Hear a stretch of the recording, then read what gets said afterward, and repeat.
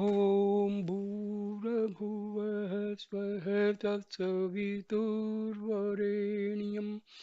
भर्गो देवस्य धीमहि धियो यो नः प्रचोदयात् ॐ शांति शांति शांति नमस्कार दोस्तों this is my fourth video on the book Final Talks by Annamalai Swami. I start with a question the devotee asks, but still I must keep up with the inquiry. Annamalai Swami, if you remain in the self, inquiry will not be necessary. If you move away from the self and go back to the mind, you then have to inquire again and go back to yourself. Question. To whom does this intensity to realize the self arise? It has to arise to the I that ultimately has to disappear. Annamalai Swami answers, who is this I? It is neither the body nor the mind. If you remain as the self, there is neither body nor mind. So, what is this I? Inquire into it and find out for yourself. When you see the rope, what happens to the snake? Nothing happens to it because there never was a snake. Similarly, when you remain as the self, there is a knowing that this I never had any existence. All this is the self. You are not separate from the self. All is you. Your real state is the self, and in that self there is no body and no mind. This is the truth, and you know it by being it. This I am the body idea is wrong. This false idea must go, and the conviction I am the self should come to the extent that it becomes constant. At the moment, this I am the body idea seems very natural for you. You should work towards the point where I am the self becomes natural to you. It happens when the wrong idea of being the body goes, and when you stop believing it to be true, it vanishes as darkness vanishes when the sun appears. This life is all a dream within a dream, within a dream. We dream this world, we dream that we die and take birth in another body. And in this birth, we dream that we have dreamed. All kinds of pleasures and suffering alternate in these dreams, but a moment comes when waking up happens. In this moment, which we call realizing the self, there is the understanding that all the births, all the deaths, all the sufferings, and all the pleasures were natural dreams that have finally come to an end. Everyone has experienced dreams within dreams. One may dream that one has woken up from a dream, but that waking up is still happening within a dream. Our whole lives are dreams. When this dream life and a new one begins, there is no knowledge that both dreams are happening in the underlying dream of samsara. Bhagavan has instructed us in Who Am I to see the whole world as a dream. When realization comes, nothing will affect you because you will have the firm knowledge that all manifestation is an unreal dream. Question. When I was in Germany, I used to meditate in front of Bhagwan's picture and feel very peaceful. One day, while I was sitting as usual in front of Bhagwan's picture, a light started emerging from the eyes of Bhagwan. It flowed out of the photo and embraced me. Soon afterwards, I went into a peaceful, blissful, timeless state that I had never experienced before. I totally forgot about my body, time, and my surroundings. There was only peace and consciousness. That experience made such a deep impression on me, it created a strong yearning in me to regain the experience, but I never got it back. No matter how much I try, I never feel that I am getting any closer to it. How can I get this experience back? Annamalai Swami reply. By constant self inquiry, who had the experience and who lost it? Who has the yearning to regain it? Who has all these thoughts about it? If you follow this approach, you will ultimately realize who you really are. The experience you had did not come from somewhere else, it is already within you. Find out who had the experience. Question. In order to do self inquiry, we have to use the mind, which is mostly troublesome and in reality does not even exist. Why is this?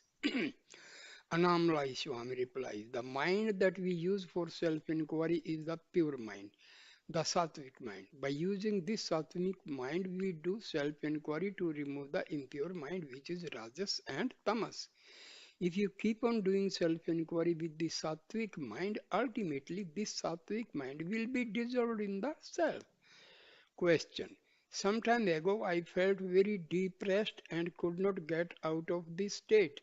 One day, while I was doing Giri Pradakshina, which I do every day, I stopped on Bhagwan's bridge, the parapet wall of a culvert about 4 miles from Ramana, and started meditating on horizontal with closed eyes. Suddenly, the depression lifted and was replaced by peace. This depression has not returned. Annamalai Swami, the one who had the depression was not you. Your real nature is peace. Don't identify yourself with either the mind or with the depressed state it produces. These are not you. Question. After this depression left me, I found that I was always in a peaceful state. Soon afterwards, I met an Indian girl and fell in love with her. Sometimes the thought arises that I would like to marry this girl. Is it advisable to get married? Would it not be a hindrance to my sadhana? Annamalai Swami. Is this girl spiritually oriented? Question. Yes, she often goes to temple and reads spiritual books. Annamalai Swami. If the partner has progressed spiritually to the same extent that you have, it would be a great help. But if one partner is less interested in spiritual matters than the other, the one who has less interest will drag the other down, unless the more interested partner is spiritually very powerful. And in such a situation, there would always be quarrels and tension. If both partners have the same spiritual yearnings to realize the self, married life is okay. Otherwise, it is a hindrance. Question. How can we keep our sadhana in the middle of all our daily activities? It is very difficult. Annamalai Swami replies, Ramakrishna was once asked this question, and in reply he gave the example of a child who was playing by spinning round and round. If you do this, you will soon get dizzy and fall over. But if the same child spins round and round while holding firmly onto a post at arm's length, the child's grip on the post will keep him upright and prevent him from falling. On in this dizzy spinning world of samsara, if you hold on to the post of the self, you will be able to stay upright and not fall over. I can give you another example. When you cut jackfruits open with your bare hands, there is an unpleasant milky liquid inside that sticks to your fingers and makes it very hard to take out the fruit.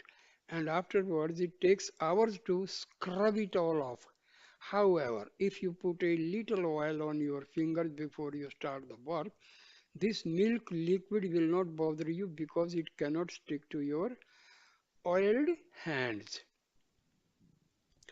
Without some protection, contact with worldly matters can prove to be sticky and unpleasant. But if you oil yourself with remembrance of the self, you can move smoothly and efficiently through the world without having any of your business affairs stick to you or cause you any trouble or inconvenience. When there is a remembrance of the self, everything in life proceeds smoothly and there is no attachment to the work that is being done. Question. While you were doing a lot of work in the ashram, how did you manage to keep up your sadhana? Annamalai Swami. In those days, Bhagwan was accessible for most of the time, so I was able to get regular guidance in my sadhana.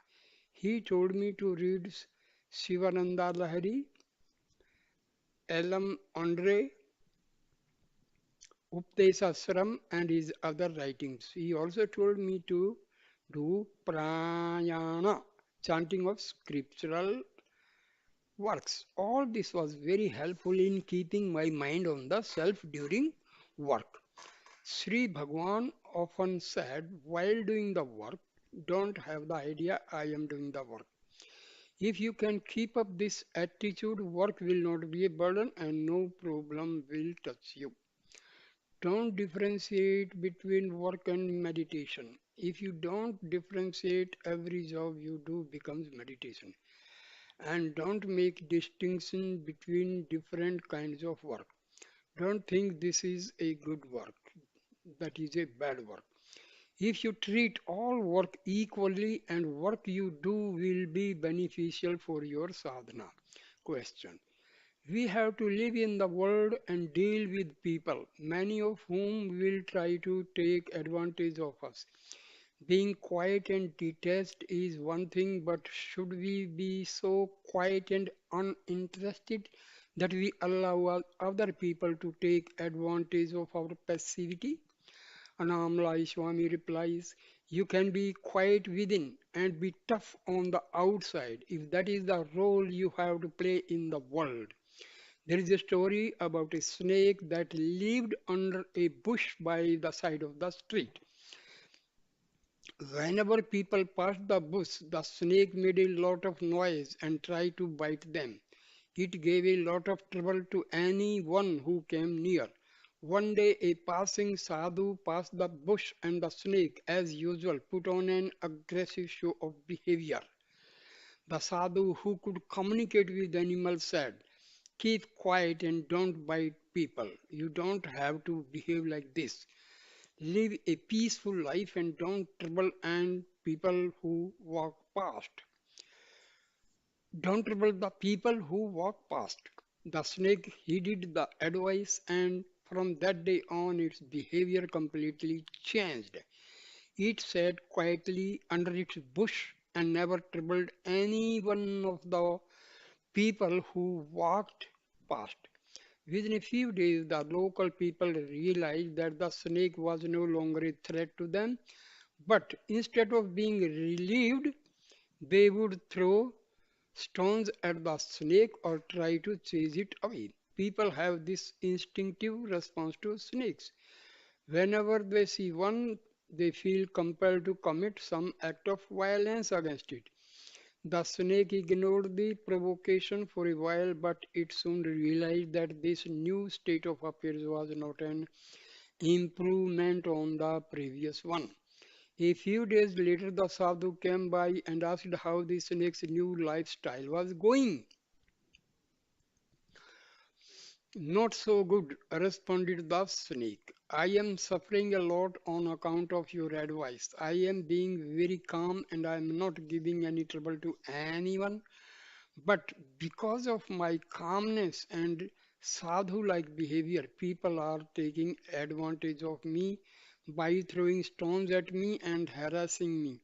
They would never do this before because they knew I might retaliate and bite them. The sadhu thought about this for some time and then spoke. I advised you to be calm and not trouble anyone, but that doesn't mean that you have to sit here passively while people come along and hurt you. When people come to cause you trouble in future, just pretend that you are going to bite them.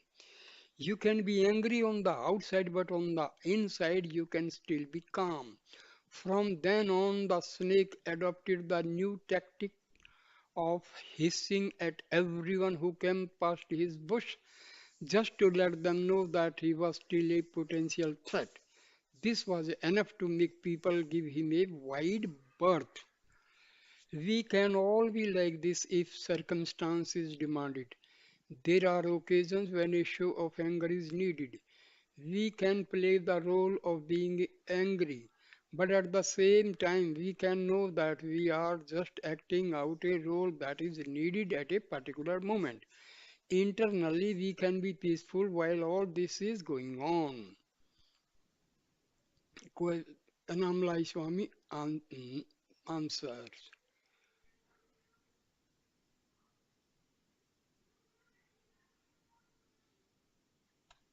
The same reply continues.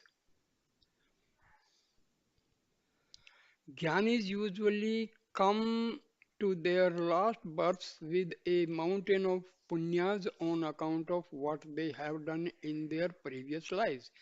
The jnani cannot experience all these punyas himself, but those who come into contact with him can receive them as blessings. The same thing can be said for all the papams that the jnani bring to his final life.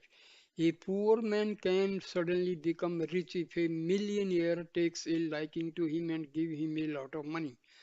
Those who come to a jnani and do selfless service to him find themselves becoming spiritual millionaires when they receive the Jnani's unused punyas. And those who come to abuse and insult the Jnani end up receiving all his unused papams. This is an automatic process. The Jnani does not pick and choose the people who are going to be the recipients of these punyas. This transfer happens automatically. Devotees grow spiritually by receiving all these blessings.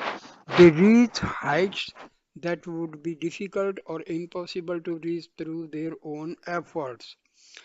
My own life illustrates this. When I was very young, I stayed alone, doing all kinds of spiritual practice by myself. I doubt that I could have experienced the truth of the self through my own efforts. Fortunately, grace brought me to Bhagwan, and through Bhagwan's grace, I had the opportunity to serve him. My proximity to Bhagwan and the work I did for him made me ready for the truth. I learned this lesson about the necessity of being in the Gyani's presence early on in my time at Ramana. After a few weeks there, I found myself disappointed by the attitude of many of the people I found around Bhagwan. They seemed to be more interested in gossiping than in doing meditation. I knew that Bhagwan was a great man, but I did not feel comfortable living with people whom I thought were not taking the spiritual life very seriously. I decided to leave the ashram and meditate by myself. My attempt to run away was not successful. Bhagwan's grace and power brought me back from Polur, the place I had run away to. As I sat in front of Bhagwan on my first day back, Bhagwan looked at me, and while he was looking, I began to hear the words of one of the verses from Ulladu Narpadu Anubandham resonating in my heart. The supreme state which is praised and which is attained here in this life by clear inquiry, which rises in the heart when association with the sadhu is gained, is impossible to attain by listening to preachers, by studying and learning the meanings of the scriptures by virtuous deeds or by any other means. I had never read this work before, so I don't know How these words managed to repeat themselves inside me. No one else heard them except me. The words praises association with the Jnani, saying that association with such a being is far more productive for sadhaks than doing spiritual practice by oneself. After hearing these words, I got the courage to stay on at Ramanasramam and serve Bhagwan. Question. You said that by serving a jnani one could receive his unused punyas as a blessing. Does one not need a lot of punyas of one's own merely to have the opportunity to meet a jnani and serve him? It is not just a question of good luck. Annamalai Swami, yes, one of our saints has written a verse to this effect. Those who have accumulated punyas in many lives, those who have purified their minds to some extent, those who have made a big spiritual effort over many lives, these kinds of virtuous souls will get association with a realized Guru, and by his grace they will come to realize the truth. If you want to get out hot, you have to go near a fire. If you want water, you have to go to a well. And if you want grace to realize the self, you will have to go to a jnani. Bhagwan would occasionally quote a verse from Kabbalah Navanita that says, the immemorial Vedas declare that single-minded devotion to a holy sage is not only pleasing to Brahma, Vishnu and Shiva together, but also secures the rewards of all the Vedic rites and finally liberation from the cycle of birth. After my first attempt to run away, I never left Bhagwan again. I never went anywhere else to do my spiritual practices. I just listened to what my Guru told me and I carried out his instructions to the best of my ability. Then one day in the hall, Bhagwan turned to me and said, your karmas are over. I had this great opportunity to surrender to a Guru like Bhagwan, to trust him and to serve him. It did not happen through my own efforts. This kind of thing happens very rarely. For being such a Bhagwan don't appear very often. For beings such as Bhagwan don't appear very often. If you want to learn, you have to go to school. If you want jnana, you have to go to a jnani.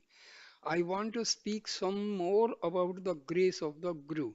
Bhagwan told me that the Guru is the self who is within. The self manifests in a form and pushes the minds of the devotees toward the self. At the same time, the Guru resides within us as the unmanifest self. From the inside, he is pulling us towards him.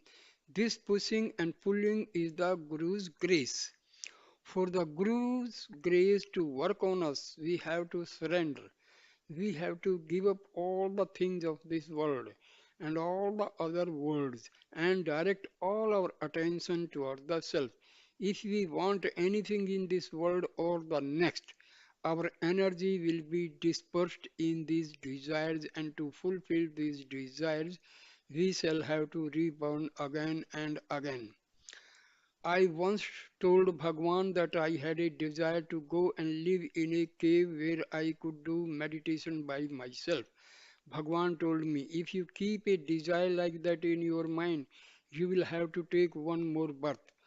Why keep such a desire? If it is destined for you, it will happen by itself. Leave this idea alone. So give up all your desires, your likes, dislikes, and preferences. If you are truly the whole, which part of yourself will you like or dislike? To strengthen my resolve, Bhagwan would sometimes tell me inspiring stories of service and devotion from the lives of other great teachers. He twice told me about Virupakshadeva and Guhaya Namashivaya, two great beings who lived on Arunachala several centuries ago. These two served their Guru in Karnataka very faithfully for many years. At the end of this period, the Guru sent both of them to Arunachala and told them to meditate there. They came here and picked different spots for their tapas. Virupakshadeva sat in the cave that is now named after him, and Gohai Nama Shivaya picked a cave that was further down the hill. They both attained liberation after years of meditating here. Eventually, they attracted the devotees of their own and started ashrams here. Perhaps Bhagwan told me this story because he knew that it was my destiny to be sent to meditate myself after many years of service. If a disciple serves a guru, the guru does not gain anything from it, but the disciple by his service becomes purified and fit to receive the truth. A ship may be taking you to the other shore of the ocean, but the ship itself is not gaining anything from you. There is one more verse that I want to quote for you. It was sung by Manika Vachagar, whose supreme devotion to Shiva enabled him to realize the self. Bhagwan often quoted Manika Vachagar's poems to us. I gave myself to you. In return, you must give yourself to me. So, in this business of giving and taking, who is the real winner? In our transactions, I received limitless ananda from you. But what did you get from me? Nothing. Just a useless ego. So, now you are residing in my heart. What more do I need? I have become fulfilled. I need nothing because you are in my heart. Manikavachagar could sing like this because Shiva himself was residing within him as his own reality. His desires were fulfilled, he needed nothing. Annamalai Swami further says, in the 1930s, I received a telegram stating that my father had passed away. I reported the fact to Bhagwan and asked, please give him moksha, liberation. Bhagwan nodded and said yes. Soon afterwards, Chinna Swami asked me to take a bath because in our Hindu tradition, when either our father or mother dies, we have to take a purific purificatory bath. I told Chinna Swami, my father has not died. Bhagwan is my father. He is still here. The man who has just died was the father in my last birth. My father in this birth is Bhagwan, my Guru. I don't need to take a bath. There is another Hindu tradition surrounding death. If anyone dies in the family, we don't take food until the body has been disposed of. When Bhagwan's mother died at Sakandasram, Bhagwan ignored this rule, saying, Mother is not dead, let us eat. In this case, there was no ritual pollution involved because his mother had realized the self in her final moments. In such circumstances, the usual rules on bathing and fasting do not apply. There were other Hindu dietaries rule. Uh, Hindu dietary rules that Bhagwan sometimes ignored. When there is a solar or lunar eclipses, we are not supposed to cook or eat. On one such occasion, Bhagwan said, come on, let us take our food as usual. We don't have to worry about this eclipse. Some of the Brahmins who were more strict about obeying these sorts of rules were afraid to break their lifetime habits, but the rest of us went with Bhagwan and ate our food with him.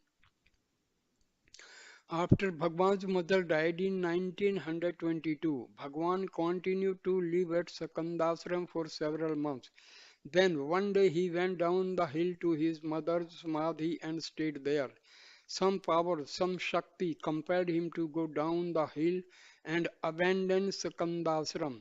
Soon afterwards, Sakandasram was robbed and the thieves took cooking pots and a few other things away. Up till then, some of the devotees had been staying at Sakandasram to guard the place and the few things that were left there. But after this step, it was more or less abandoned and everyone moved down the hill and stayed there. Many people came to serve Bhagwan food there, and the items that were lost were soon replaced by donations from the visiting devotees. In the beginning, it was very primitive. Everyone, including Bhagwan, slept outside by a mango tree. The first building was a mud hut with a thatched roof that was erected over the site of Mother Samadhi. I came along a few years later at a time when the ashram was beginning to expand and put up new buildings. All these buildings were erected on the basis of plans that had been done by Bhagwan. In those days, cement was not available and we had to use a mortar made out of lime. I was very sensitive to chemicals in the mixture. I was always getting allergic reactions to them. Every morning I would wake up with pus oozing out of my eyes. I had to work outside in the heat all day and my body felt like it was overheating even during the cool of the evening. Bhagwan taught me how to prepare a special mixture made out of coconut oil, sesame oil, and castor oil. He told me that if I applied this mixture to my feet in the evening, it would take away this feeling of overheating. I tried it and it worked very well. Up till then, I had found it hard to sleep at night on account of this feeling of heat that was always in my body. After I started applying this mixture, I always had a good night's sleep. At some point while I was serving Bhagwan, the ashram acquired the house in Tiruchoji where Bhagwan was born. Chinna Swami asked me to go there and do some construction work on the old house. He wanted to turn it into some kind of temple. I did not want to leave Bhagwan, so I told Chinna Swami I have completed all my temple worshipping and my bathing in holy waters in my previous birth. That's why I have come to Bhagwan now. I don't need these activities anymore. Chinna Swami did not pursue this matter with me and I never went to Trichuji. I had enough punyas to come to Bhagwan and receive his grace because I had done all these things in other lives. The charitable works, the good actions, the temple rituals, etc., that I had done in my past lives earned me the right to come to Bhagwan's presence to stay there and serve him. They had served their purpose and I did not need them anymore.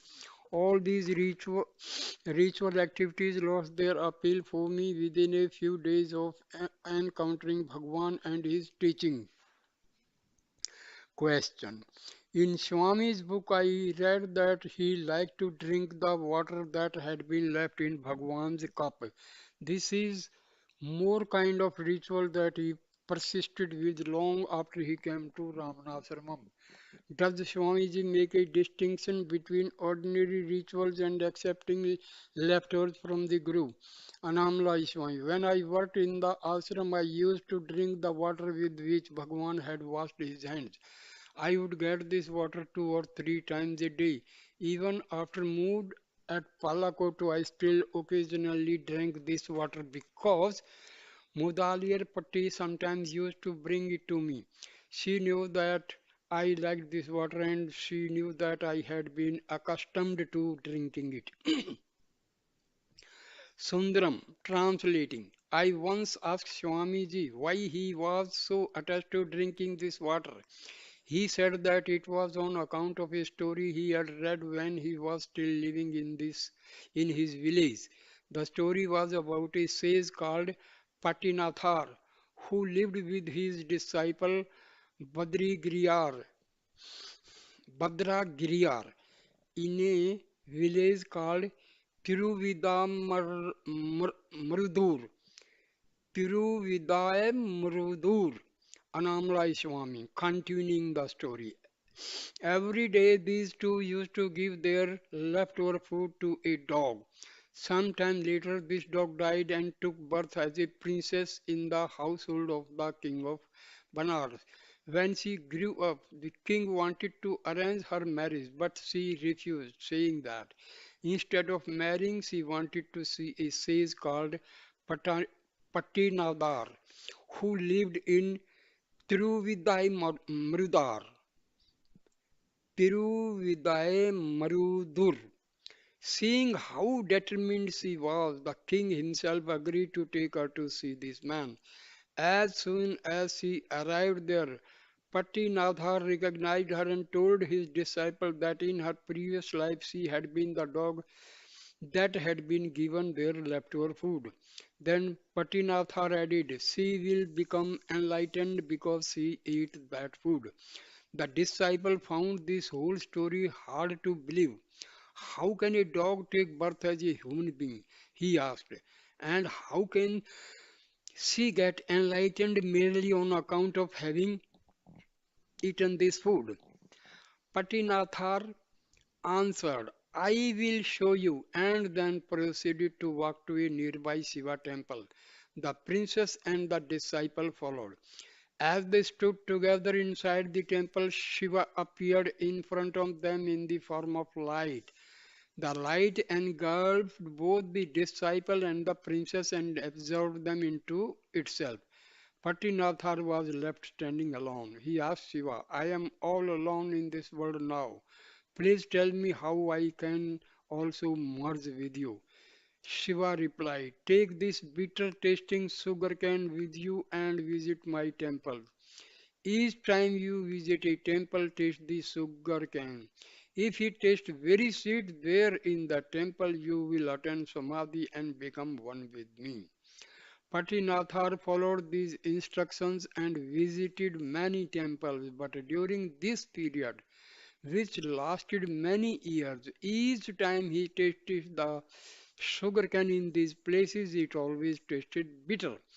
Finally, he arrived at Thiruvanantiyar, a small town near Madras. He bit into the sugarcane, and in the moment that its sweet taste touched his tongue, he attained Mahasamadhi and physically disappeared.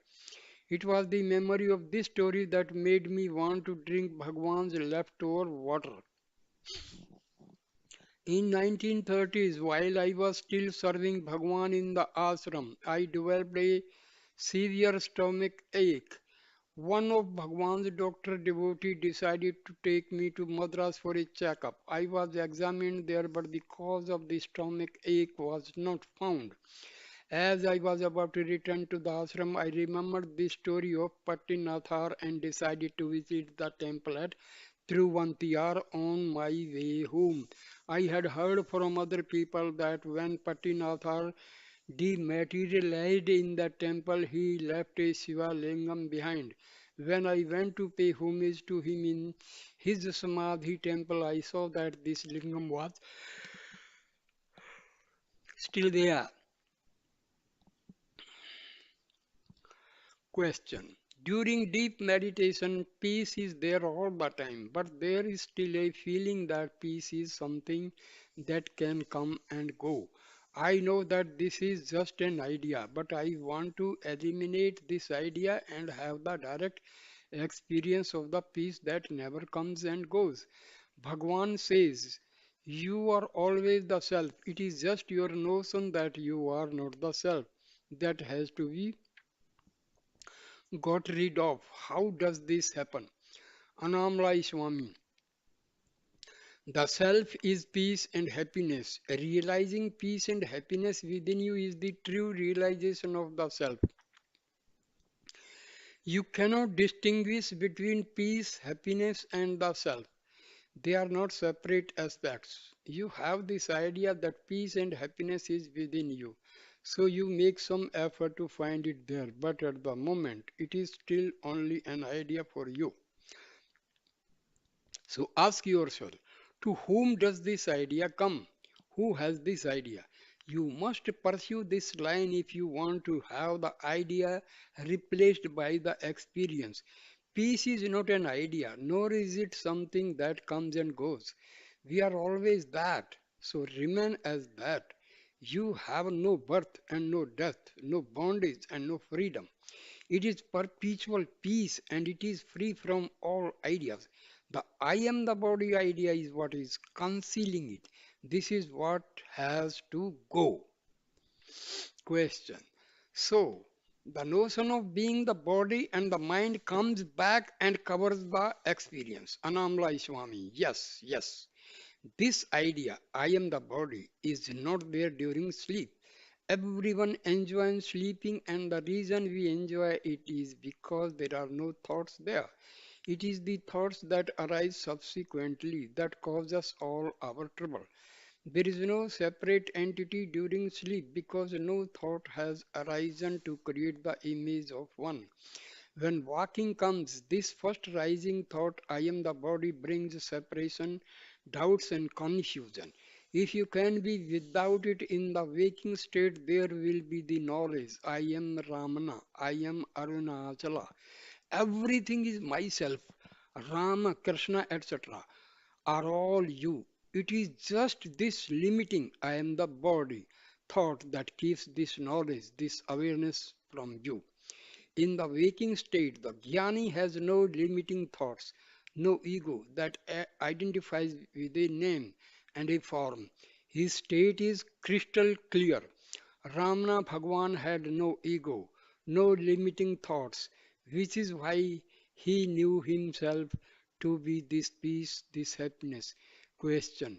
How can we avoid getting attached to the form of the Guru, to his personality, and to the place where the Guru lives?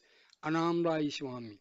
If you completely avoid attachment to your body and mind, then all other attachments will vanish. Identify with that which is neither body nor mind, and all your attachments will go. You can only put your attention on one thing at a time. While it is on the mind or the body, it cannot be on the self. Conversely, if you put attention on the self and become absorbed in it, there will be no awareness of mind and body. Even night, every night during sleep, you let go of your attachment to both the body and the mind, and the result is silence, peace, and an absence of duality. You can have this silence, this peace, and this absence of duality in the waking state by not relieving the rising thoughts that create duality for you. Resist limiting thoughts.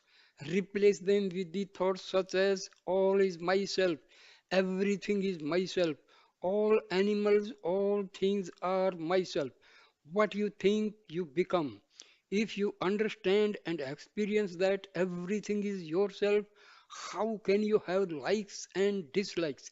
If everything is you, there will be no desire to avoid anything, no impulse to discriminate in favor of anything. If you want to discriminate at all, avoid bad company and bad thoughts. At night, when you suddenly start to experience the cold, you pull a blanket over yourself. Pull the blanket of discrimination over yourself when you feel that there is a possibility of bad company and bad thoughts dragging you down. You may need to do this, but the Jnani will not, because nothing can ever drag him back into the realm of false identifications again. He will always be in that state in which he knows everything to be himself. He will never again have the idea that anything is different or apart from his own self. Annamalai Swami continuing, Bhagwan watched me very closely in the years that I served him in the ashram. One time I went to the mother's temple where many people were talking about worldly matters. Bhagwan called me back saying, why should you go to that crowd? Don't go to crowded places. If you move with the crowd, their vasanas will infect you. Bhagwan always encouraged me to live a solitary life and not mix with other people. That was the path he picked for me. Other people got different and advice that was equally good for them. But while he actively discouraged me from socializing, he also discouraged me from sitting quietly and meditating. during the years that I was working in the ashram. In this period of my life, if Bhagwan saw me sitting with my eyes closed, he would call out to me and give me some work to do. On one of these occasions, he told me, "Don't sit and meditate, it will be enough if you don't forget that you are the self. Keep this in your mind all the time while you are working. This sadhana will be enough for you." The real sadhana is not to forget the self. It is not sitting quietly with one's eye closed. You are always the self. Just don't forget it. Bhagwan's way does not create a war between the mind and the body. He does not make people sit down and fight the mind with closed eyes. Usually, when you sit in meditation, you are struggling to achieve something, fighting to gain control over the mind. But Bhagwan did not advise us to engage in this kind of fight. He told us that there is no need to engage in a war against the mind because mind does not have any real fundamental existence. This mind, he said, is nothing but a shadow. He advised me to be continuously aware of the self while I did the ordinary things of everyday life, and in my case, this was enough. If you understand the self and be that self, everything will appear to you as your own self. No problems will ever come to you while you have this vision, because you are all and all is the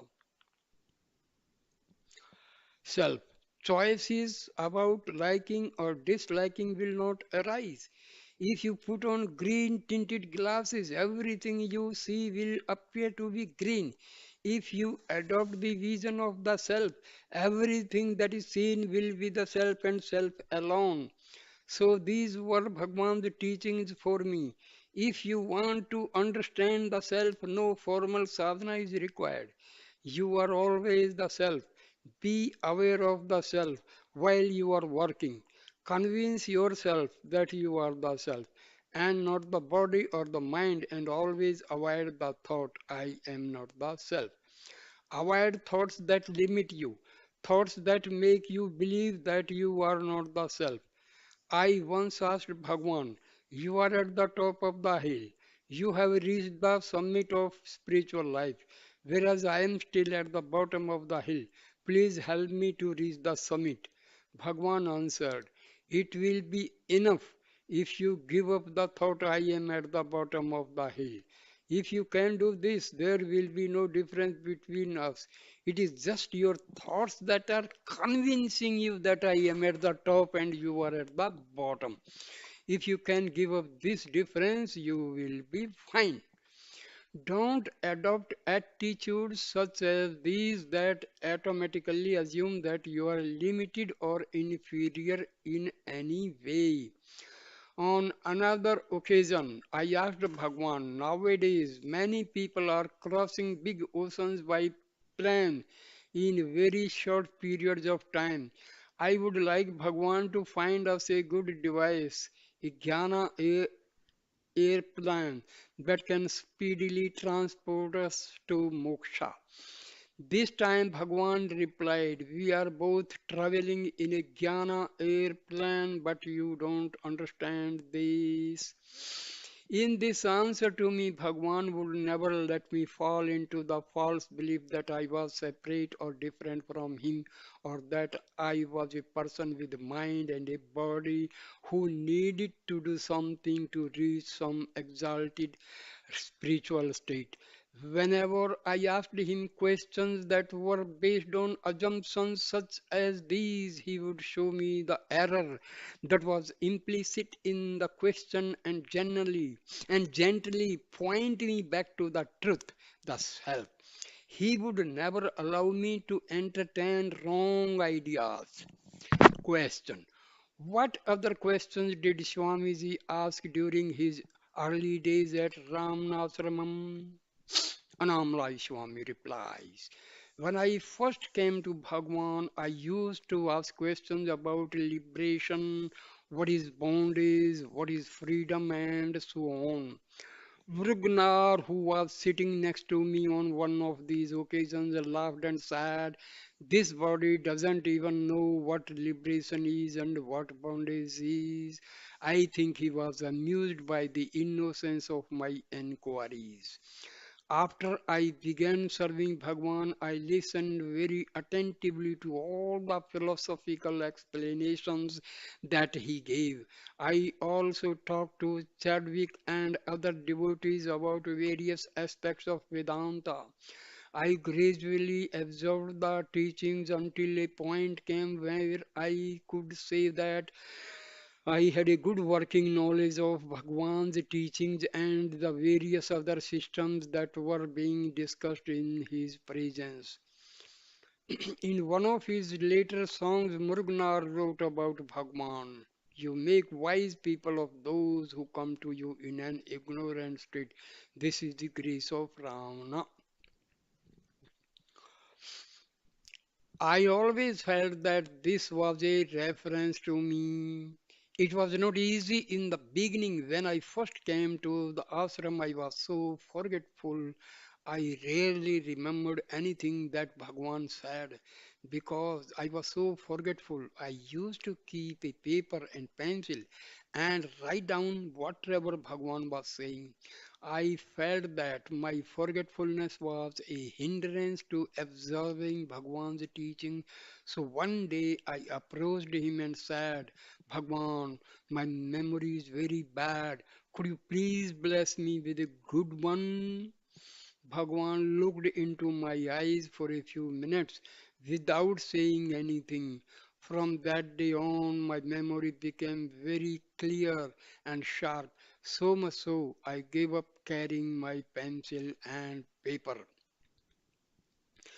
A woman on a pilgrimage stopped off to visit Annamalai Swami and asked for his blessings and advice.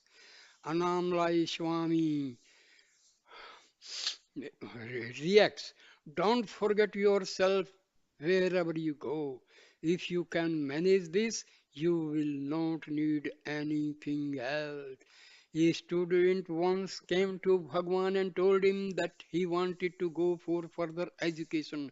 Bhagwan told him, this education is good for you. Study more, but at the same time, study the person who is studying. Study yourself.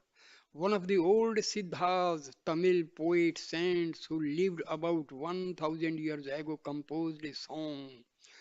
I yearned for and searched for the truth. I ran everywhere looking for it. I wasted my life, my time, and my energy looking everywhere for this truth. So much time was wasted in this pursuit. I have grown old and am about to die, but finally I have understood that the truth light is within myself. You are going to different places on a pilgrimage, but what you are really looking for is yourself. You cannot achieve success in this by going on external searches because you yourself are the one that is being looked for. Your real nature is peace. Forgetting this, you have lost your peace and you are searching in the outside worlds where there is no peace to be found. This is the teaching of Bhagwan, my Guru. I am passing it on to you. You must understand who you are and what you are, and then you must remain as that. If you can manage this, this itself will suffice. Right now, you are under the impression that you are your body and your mind, but the truth is you are the self. Let go of the I that you imagine yourself to be and catch hold of the real I that is the self. What do you hope to gain from your pilgrimage from going here and there in an external journey? You are holding on to the idea that you are your body and your mind. Having assumed this, you are now looking for an external God so that you can worship Him. Though such worship may be beneficial, it will not take you beyond the realm of the mind. while you hold on to the idea that you are a person inside a body, whatever you see will be a manifestation of your own mind. You cannot transcend the mind by worshipping your own external projections. All these external appearances that you see in front of you are Maya. They have no fundamental abiding reality. To find the self, to find what is true and real, you have to look inside yourself. You have to find the source, the place where all these mental projections arise. You are looking for satisfaction in the outside world because you think that all these objects you see in front of you are real, they are not. The reality is the substratum in which they all appear. This is what you should be seeking instead of looking for external gods in the different pilgrimage places. An elephant is made out of wood. If we see it as wood, it is wood. But if we get caught up in the name and form, we will see only an elephant and forget that it is underlying nature is wood. All is your own self. This form is different, that form is different, this is more powerful, this is worse. These are all judgments you make when you see separate objects instead of having the true vision that all is an undifferentiated oneness. There may be different varieties of light bulbs, but the current that activates and sustains them is the same. You must learn to become one with this activating current and unmanifest self, and not get caught up in all the names and forms that appear in it. Here is another verse from one of the Siddhas. Because of your ego, you are going to the forest to look for spiritual light. You are looking for this darshan of light in Badrinath and other Himalayan pilgrimage places. These things are the illusion of the mind. They depend on the states of the mind and the functioning of the mind. That which you are searching for is within yourself. Bhagwan wrote in Ulladunarpadu verse 11, knowing all else without knowing oneself, the knower of objects known is nothing but ignorance. How instead can it be knowledge? All the information the mind accumulates and all the experience it collects are ignorance, false knowledge. Real knowledge cannot be found in the mind or in any external location. The mind sees through colored glasses, and what it sees is tinted and tainted by that color. If your mind is in a spoiled and disturbed condition, the entire world will appear to be in a spoiled and disturbed condition. If your mind is crystal clear, everything will appear to you to be clear and peaceful. Your most important objective must be realizing the self. If you have not done this, you will spend your time in ignorance and illusion. You, your mind, this world, they are all Maya. Don't become a slave to this Maya. Instead, realize the self and let Maya become your servant. I have just remembered another verse from the Siddhas. Many people have struggled years together to realize the self. Millions and millions of people have struggled looking for the light outside themselves. If these millions and millions of people have died without understanding the self that is within them, it is because they did not understand the real path. You must find someone who has followed the right path, someone who has discovered this inner truth for himself and who stabilized himself there. Such a one will give you good advice. He will not send you out on unproductive adventures in the outside world. Following the advice of someone who has not reached this state is simply a case of the blind leading the blind. Neither knows the right path, and both will eventually fall into a big hole. You may find a fruit that is very bitter and decide to improve its flavor.